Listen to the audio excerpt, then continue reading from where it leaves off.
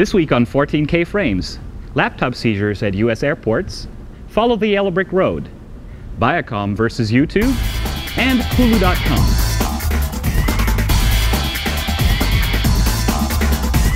So Alex, why are you carrying that laptop around? Well, I actually have an interesting story about, laptops and international travel. If you're traveling with your laptop to the United States from anywhere in the world, there's actually a slight problem as you're entering the country. When you come to the United States, like in the past, you actually go through a search process and an interrogation process at the U.S. Department of Homeland Security. Wow. And when you bring your laptop with you, actually this time around, the necessary procedures actually include looking at all of your files on your laptop. And if you refuse to give those files up to the screening agent, then they have the right to completely wipe your laptop. That's crazy. It is. And you see, the problem with that is actually that, when you're in your house in the United States, nobody can just walk in and, look at the information on your, computer or, what kind of books you have at home. And now, with coming into the country, all of that information is available.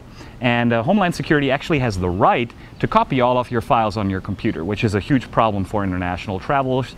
If, for example, you're going to be coming to the United States on a business trip where you carry confidential information, or if you are here for a conference. A lot of people don't like to release their research findings to, immigration at the U.S. airport. And so this is a huge problem. Politicians in Congress are talking about it right now. And one of the politicians that vehemently opposes that kind of seizure and search of your personal property is Wisconsin Democrat Russ Feingold. Senator Russ Feingold, a Wisconsin Democrat, wants to change the current procedure of searching laptops and the information stored on the laptops. He says, "I guarantee you this, neither the drafters of the Fourth Amendment nor the Supreme Court, when it crafted the border search exception, ever dreamed that tens of thousands of Americans would cross the border every day, carrying with them the equivalent of a full library of their most personal information. Custom agents must have the ability to conduct even highly intrusive searches when there is reason to suspect criminal or terrorist activity, but suspicion-less searches of Americans' laptops and similar devices goes too far. Congress should not allow this gross violation of privacy."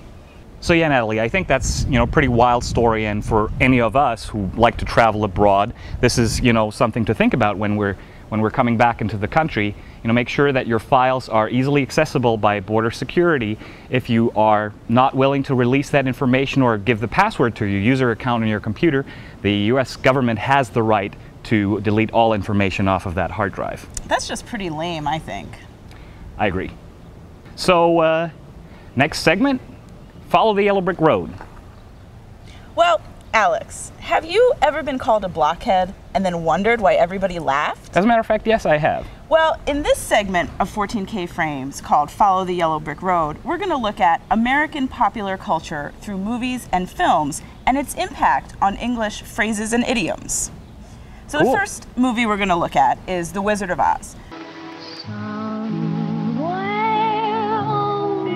which is a film that everybody knows because it's always shown on television and kids watch it every year. We're off to see the wizard, the wonderful Wizard of Oz.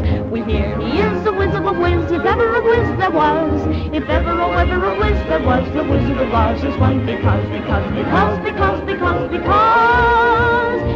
of the wonderful things he does. We're off to see the wizard, the wonderful Wizard of Oz.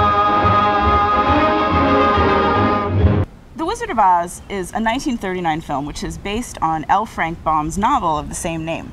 And it's the story of a young girl named Dorothy who's from a small farm in Kansas. And she gets transported from Kansas to the wonderful world of Oz, which is this great place filled with witches and wizards and talking animals. But unfortunately, Dorothy actually really wants to go home. So she's on a quest to find the Wizard of Oz who might be able to get her home. From this film have come many famous phrases that sort of populate the American vernacular.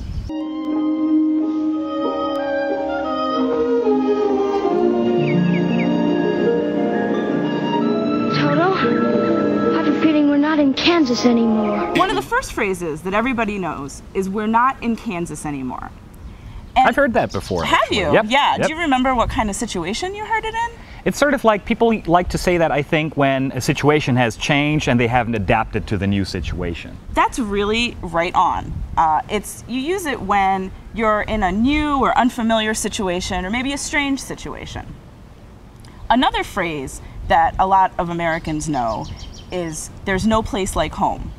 And this is something that Dorothy says when she's trying to get back home to Kansas. That's actually fun because I never thought that it came from the movie, so I just learned something new. Wow. Yeah, and you can use this, maybe you miss your home country, and you could say, there's no place like home. I mean, it makes a lot of sense, right? And then the last phrase that many people know, and you might hear from time to time, is lions and tigers and bears, oh my. And it's kind of a funny thing to say. You sort of say it in situations where there's a big variety of things, or maybe you were at a party and there were all kinds of different people there.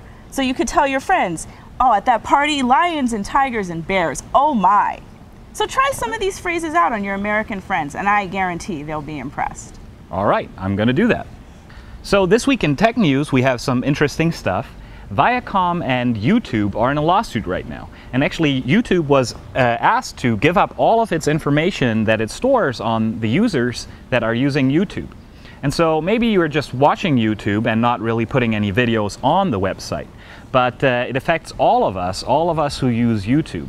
As a matter of fact, Viacom has now requested, and has given permission to do so, has requested all the information of user accounts, what videos you watched, when you watched them, how many times you watched them, what kind of user accounts you were looking at, and what kind of communication you were having with the owners of those user accounts. And that's somewhat of a problem because it violates your privacy rights.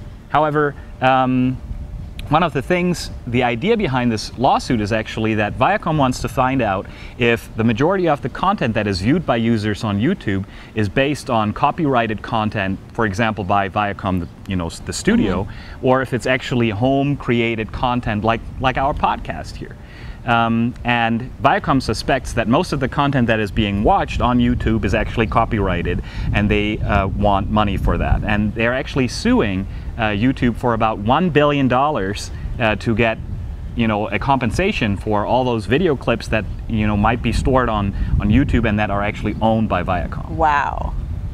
I think that's pretty crazy. And so imagine if you're watching any kind of video clip on YouTube, you were originally thinking, well, I'm watching that clip and nobody else will know what I'm doing on this website. Well, that actually is going to change now, and it has, repercussions, not just for people here in the United States who are watching YouTube videos, but also across the globe. So let's say you're watching some information and you live in the Middle East or you live in Asia, and you're looking at, a certain kind of video, and in your country that's not acceptable. Well, with that information now being available to Viacom, they might choose to release it to your government, and that might cause you some problems. So I'm very unhappy with that currently happening, and Viacom, I think, is doing a great disservice to the internet community.